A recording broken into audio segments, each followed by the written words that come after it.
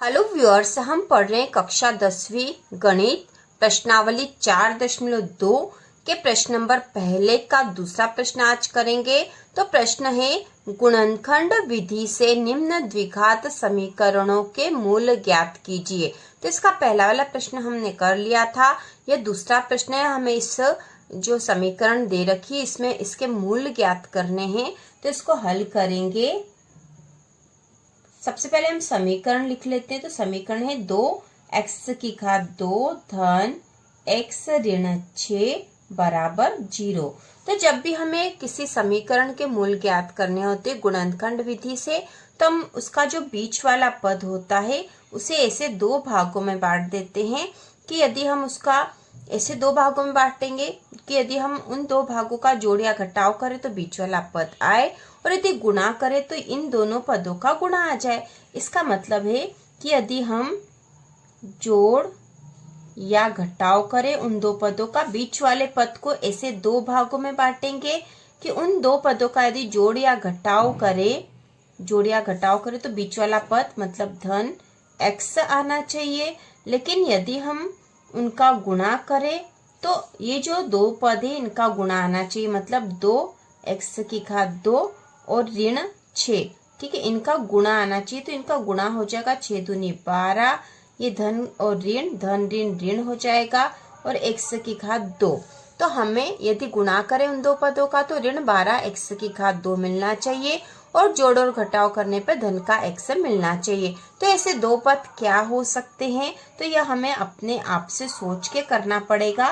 तो हम अंदाज लगा सकते हैं कि हमें 12 चाहिए, तो 4 और 3 12 होते हैं। ठीक है, 4 तिया 12 हो जाएंगे। तो हम दो पद 4 और 3 ले लेंगे, तो 4 तिया 12 होता है, और हमें यहाँ पे जोड़ या घटाव करने पर धन का x चाहिए। तो यहाँ पे 4x और 3x ये दो पद हो गए हैं। अब यदि हम 4 में से 3 घटाएंगे तो 1x बच जाएगा, तो यहाँ पे ऋण का 3 हो जाएगा। ठीक है, 4x और ऋण का 3x, तो 4 में से 3 घटेंगे तो 1x आ जाएगा धन का, क्योंकि बड़ी संख्या धन की है। और यदि इनका गुणा करेंगे तो 4 तिया 12, ठीक है, 4 तिया 12 ये धन का ऋण का, तो धन ऋण ऋण हो जाएगा, और x में x का गुणा पे x की घात 2 आ जाएगा। तो इस प्रकार ये दो पद हम ले लेंगे, 4x और ऋण का 3x, गुणा करने पे ऋण के 12x आ जाएंगे, और जोड़ या घटाव करने पे धन का x आ जाएगा। तो हम यहाँ लिख देंगे, हम यहाँ लिखेंगे 2x की घात 2 धन 4x ऋण 3x ऋण 6 बराबर 0। तो हमने जो बीच वाला पद है इसे दो भागों में बांट दिया है, ऐसे दो भागों में कि जोड़ या घटाव करने पर तो हमें x ही मिल जाएगा, और इनका यदि गुणा करेंगे तो इनके आसपास के जो दो पद है उनका गुणा हमें मिल जाएगा। तो हमें गुणनखंड विधि में यही करना है। अब हम इसमें से कॉमन लेंगे, तो पहले आगे के दो पद में से ले लेंगे। तो आगे के दो पद में से हम यहाँ 2 ले सकते हैं, क्योंकि यहाँ पे भी 4 है, तो 2x ले लेंगे। अब यहाँ पे 2x कॉमन ले लिया तो बचा क्या है, यहाँ पे x बचा है, और 2 दूनी 4 होते तो यहाँ 2 बचेगा, धन 2। ठीक है, धन का 2 क्योंकि धन का है। अब यहाँ पे ऋण 3x ऋण 6 में से भी कॉमन ले लेंगे, तो यहाँ से हम ऋण का 3 कॉमन ले लेंगे।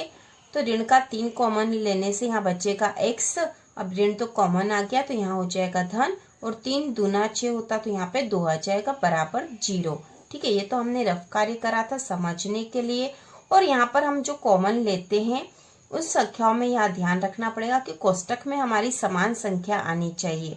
तो इस प्रकार हमारे पास दो पद बन जाएंगे। पहला पद बन जाएगा 2x ऋण 3, ठीक है, 2x ऋण 3 ये एक पद बन गया है, इसके बराबर भी 0 हो जाएगा। और दूसरा पद हो जाएगा x धन 2 बराबर 0। तो इन दोनों के बराबर 0 हो गया है। अब यहाँ पर इसको और हल करेंगे तो 2x बराबर ऋण का 3 बराबर के उधर जाएगा तो धन का 3 हो जाएगा, और x बराबर हो जाएगा 3/2। तो x का एक मान तो आ गया हमारे पास 3/2। अब इसको भी हल करेंगे तो x बराबर हो जाएगा ऋण 2।